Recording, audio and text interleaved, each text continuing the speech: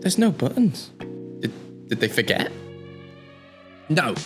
Basically, the RØDECaster Video Core is effectively a slimmed down version of the RØDECaster Video S, which was itself a slimmed down version of the RØDECaster Video. All of these RØDECasters are essentially video streaming and recording devices first, with some really great sound features built in as well, like on the audio models such as the RØDECaster Pro 2. Right, okay, from now on, I'm not going to say RØDECaster anymore because we'll be here all day. Just like the Video S, the Video Core has two Nutric Combo XLR mic ports on the back, 3 HDMI in ports for cameras and webcams, 1 HDMI out, an Ethernet port, and 4 USB-C ports for everything from connectivity to USB mics and even webcams. Inside the box, you're also going to find exactly what you'd find inside the Video S, such as a power brick and cable and 1 USB-C to USB-C cable.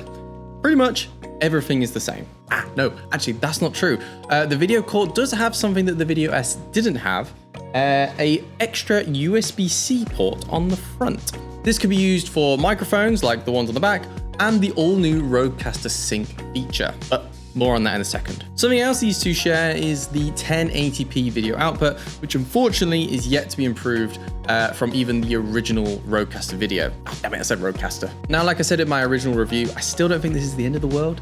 1080p is still pretty standard for streaming, and it looks pretty good for the likes of podcasts and radio shows. If you're planning to use this for anything else, like, I don't know, some incredible TV show or something like that, then yeah, maybe this is a bit of a shame. But for the vast majority of users, I don't think it's that big of a deal. Now, obviously, there is another big change here, and that's what I joked about in the intro.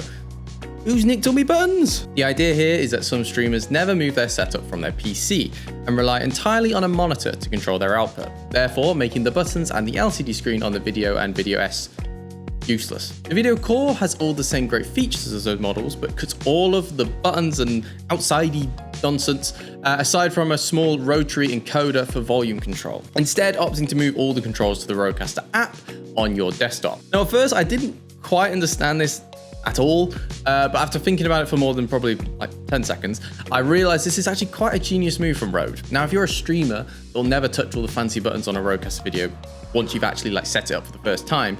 You can now get all these same features and ports for nearly $200 less, coming in at $520 on the Rode website at time of recording, or $500 less than the original RØDECaster video. Speaking of which, if you'd like to pick one of these up and you're in the market for some equipment of your own to start your very own radio show or podcast, we've set up a list of equipment to suit every budget. Simply head to the description to see mics, mixers, headphones, boom arms, and even soundproofing solutions, because we have got you sorted. Plus, we're constantly updating it. So even if this video is now a few years old, when you're watching it, the guide will include the latest and best gear that we use here at Radio.co. So once again, head to the link in the description to check it out. So I guess the main question after all this is, does it perform as well?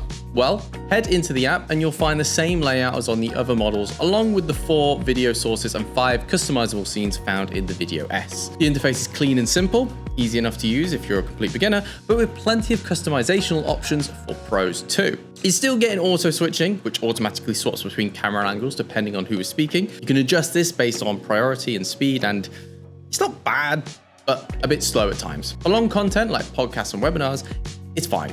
But for snappy edits, you'll likely want to control yourself or speed up the edit in post. Thankfully, editing in post is a breeze with this device. Like with the others, the Video Core lets you save ISO directly into a high-speed USB drive. This will save recording with all the manual or automatic shots included, as well as each individual shot and music track separately. There is also now the option to save an EDL file, which allows you to open the already cut edit into a DaVinci Resolve timeline, along with any transitions and sound effects you might have used. Now, unfortunately, I'm a Premiere user till I die, because Adobe would probably try charging me £300 if I did try and leave by dying.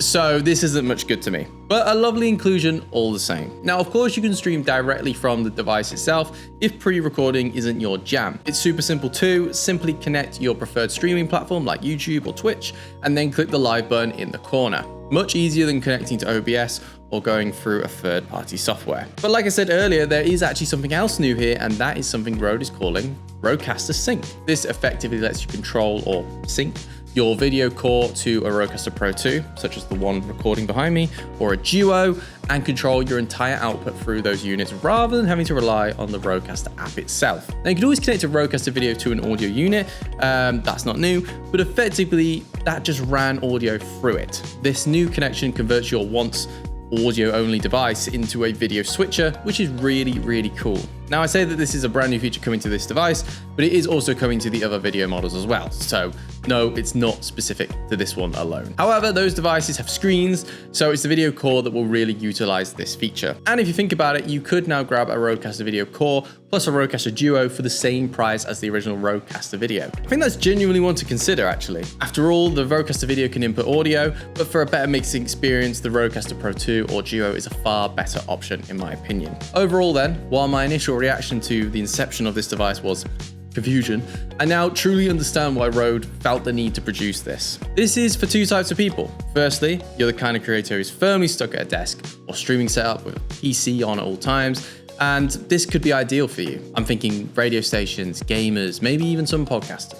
People that don't fiddle with the controls that much. And also, especially if you're relying on auto switching anyway, why bother spending that extra cash on some fancy buttons if you're never going to touch it? The second user is someone who already owns a Rodecaster Pro 2 or Duo, because then this could be an incredible addition to your setup, especially if you're a radio station looking to include a video element. This is probably the smoothest way of implementing that at a fairly decent price. That said, it's not the cheapest by any means, but pairing those two Rode devices together with Rode Sync is incredibly simple. However, there is still that issue of the 1080p output, so you'll need to decide if it's still for you if you want 4K. So what do you think? Perhaps losing that screen is a deal breaker for you. If so, why not check out a video switcher which is literally all screen? We just did a review of the YOLObox Extreme, absolute unit of a device, and compared it to the original Rodecaster video. You can check that out in the corner just here. And as always, if you enjoyed this video, make sure to hit like, click subscribe, and ring the bell. We appreciate it massively. Thank you very much for watching, and happy broadcasting.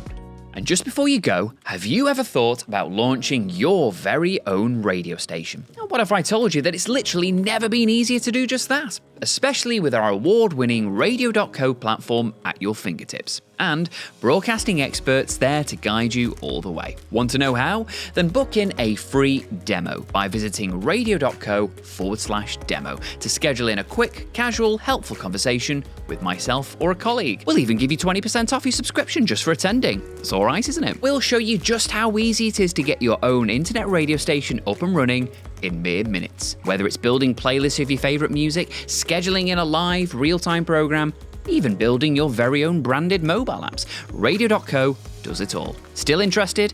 Well, visit radio.co/demo and let's live out your dream of running your very own global internet radio station.